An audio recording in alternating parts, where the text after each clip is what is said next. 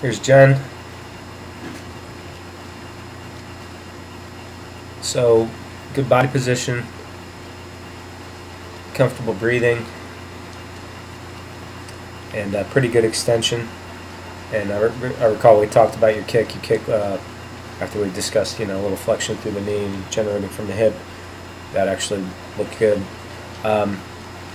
One of the points that you can see here is the extra head motion, so your head's kind of weaving side to side as you swim, and we worked on that and you fixed that during the session. So a thought there is just trying to keep your head as motionless as possible. Obviously you have to turn to breathe, but it does become a bit of a streamline issue.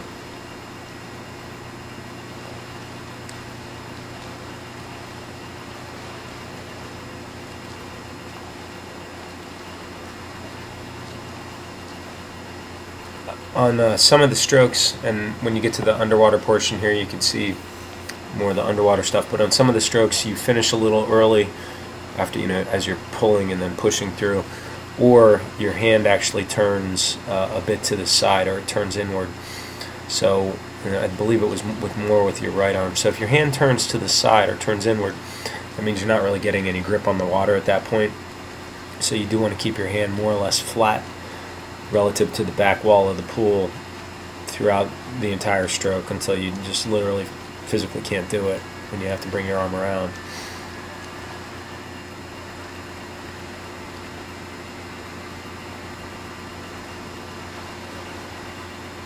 So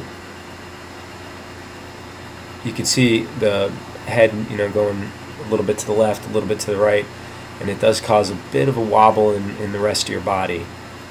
Your rotation is good, so I'm not concerned with your rotation, and your extension is pretty good. That's something else you can see underwater.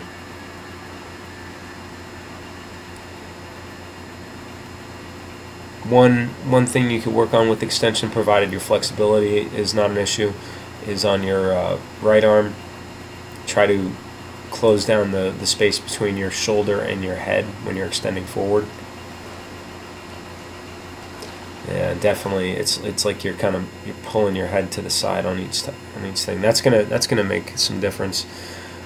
Okay, so underwater, your right arm is essentially a straight arm pull, and if you recall the discussion of that, the straight arm is kind of the second best way to swim.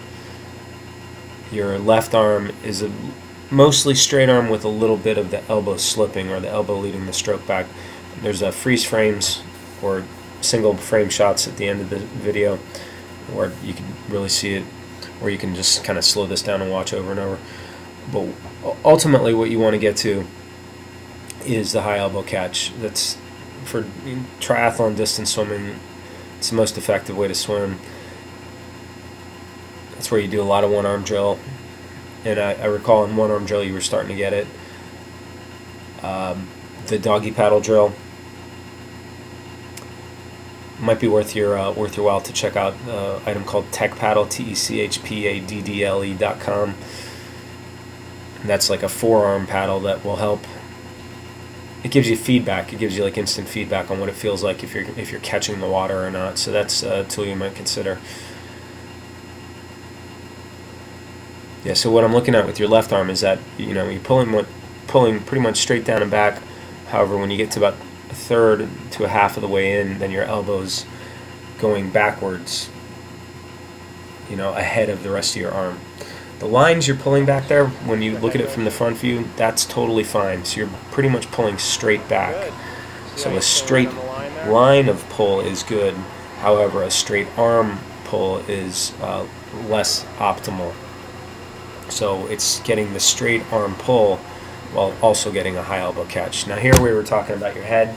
You can see the difference in your head motion.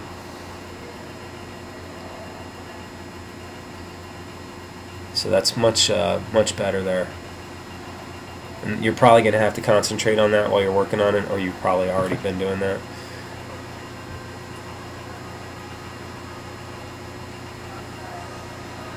The points you're reaching to are both pretty good as well. Your right arm is just a little wide.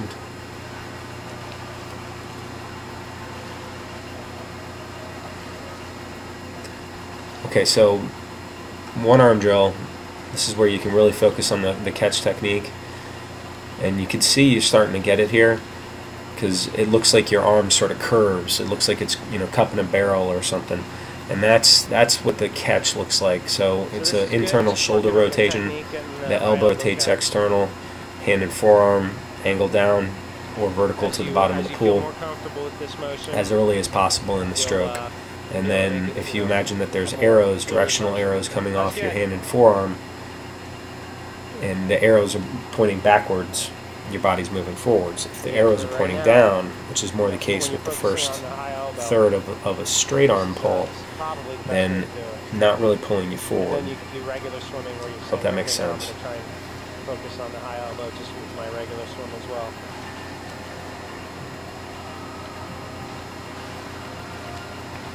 I can see your kick is already a little improved here as well. A little more knee bend.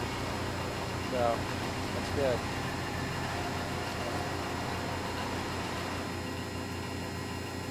So frame by frame, right arm, hand entry, a little kind of off to the side. You want to kind of enter knife-like as well as possible. Good rotation though. Your hip may be over-rotated. You may be pushing with your hips. You don't need to do that. And that's pretty much a straight arm pull. So, you know, your upper arm and your forearm are one line. Now, the forearm is directly up and down as you push through. That's fine. And then here, your hand starts to rotate towards your body. So if you can see, you know, most of the flesh of your hand, it's not pointed at the back wall of the pool anymore or flat to the back wall. So you've given up a little push right there as well. And then good rotation over to the other side. So left arm. Again, try to do a bit of a more like knife-like entry with the hand, and then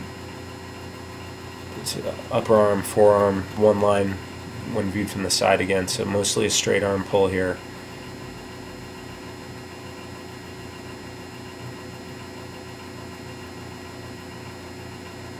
And then the elbow leads the stroke back. That's what I mean there. So elbow's coming back in front of the rest of the arm. So head motion, number one. And then if you look at the hand rotates in a little bit. Head motion, and then the catch is, you know, work on the catch. Everything else is pretty good.